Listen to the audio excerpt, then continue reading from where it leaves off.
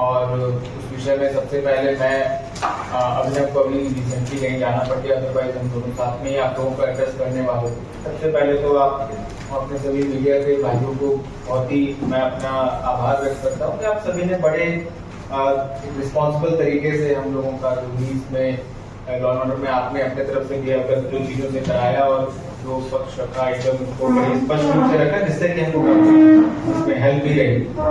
और मैं इसी विषय में आप लोगों से बातों पर चर्चा करना चाह रहा। जैसे आपको पता है कि लास्ट ट्यूसडे की जो घटना हुई थी, जिसमें हमारे हंडिया के कुछ निवासी थे जिनकी इसमें अपनी जान हुई, और उसके विषय में जो भी अभी तक हम लोगों ने जो सहायता प्रदान की जा चुकी है उनको, और जो आगामी की भी जाएगी, वो सब विषय में आप लोगों को मैं एक ब्रीफ और भेज भी दूंगा। और ये प्रिंट सबको एक बार अवेलेबल करा दीजिएगा। जैसा कि आपको पता है कि सभी दिवंगत इसमें परिवारों को दिया गया है, पीड़ित को दिया गया, तो दिवंगत इसमें हुए हैं। इसके अतिरिक्त इसमें से 3 ऐसे हमारे दिवंगत निवासी थे जिनका संबंध में भी था, तो उसमें भी जो अनुग्रह सहायता राशि 4 लाख रुपए की होगी वो प्रदान की जाएगी। और अंत्येष्टि राशि भी सभी के परिवारजनों को इसमें 5,000 रुपए के हिसाब से वो हम लोग देते हैं तत्कालिक सहायता के लिए, वो भी दी गई। इस प्रकार आप देख सकते हैं ये जो हमारे इसमें सामने आपको हम लोगों ने जो फिगर दिखाए हैं, ये सिर्फ हमने अपने दिवंगत जो हमारे भाई बहनों के विषय में आपको बताया है। इसके अतिरिक्त जो घायल थे, प्रति घायल को लगभग इसमें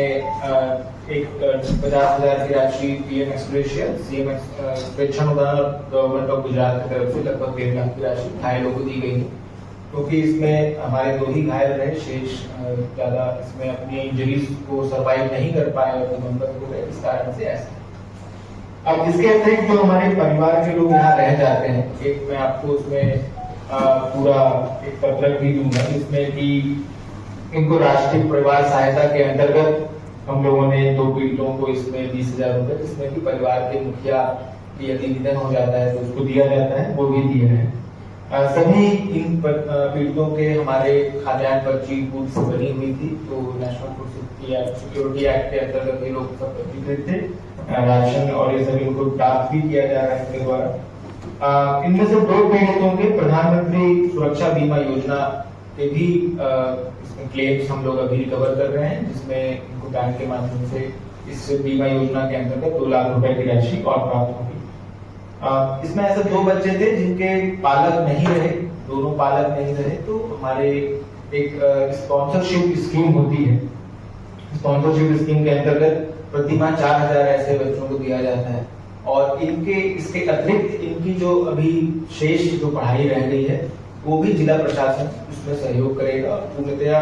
उनको कोई भी उनके माध्यम से जो निःशुल्क उनमें जैसे भी वो चाहते हैं आगे अपनी शिक्षा को कंटिन्यू करना, उसमें हम लोग उनको हेल्प करेंगे।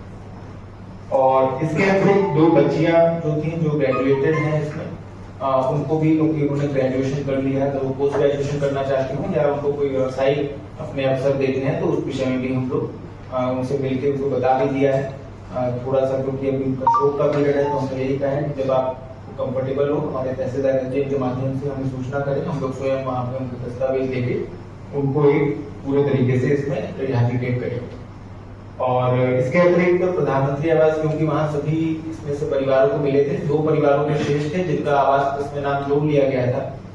पूर्व से ही जुड़ा हुआ है, तो जैसे ही बेटी के रिश्ते के माध्यम से वो स्वीकृत होता है वो भी प्रदान किया जाएगा।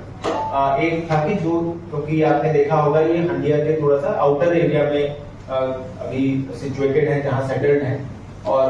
उसको उनका कहना था कि साहब हमको यहाँ पे आप लोगों के माध्यम से एक जो आवास में पट्टे का दिया जाए, उसमें आबादी घोषित करने का भी हम लोग काम कर रहे हैं। और स्वामित्व योजना के अंतर्गत आवास के जो हमारे टीम के जो रिकॉर्ड्स होते हैं वो उनको दिए जाएंगे, तो आबादी घोषित होते ही स्वामित्व योजना के अंतर्गत इनको इनकी भूमि के पट्टे भी दे दिए जाएंगे।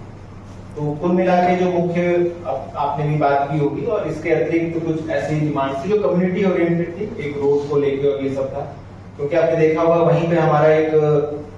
हॉस्टल भी ट्राइबल का वहां पे लगा हुआ है, उसमें पहले से ही निर्देशित किया जा चुका है कि बारिश के पहले वहां पे रोड उनका ठीक हो जाए, व्यवस्थित हो जाए। तो मुख्य रूप से अभी जो रिसेंट जो इवेंट था उसके विषय में आप सबसे हम लोगों के द्वारा जो कार्रवाई अभी तक की गई है और आगे भी जो की जाएगी उसके विषय में आपसे जानना मतलब आपको बताना चाहेंगे। इस विषय में यदि आपके कोई सुझाव या कोई प्रश्न है तो वो आपसे साझा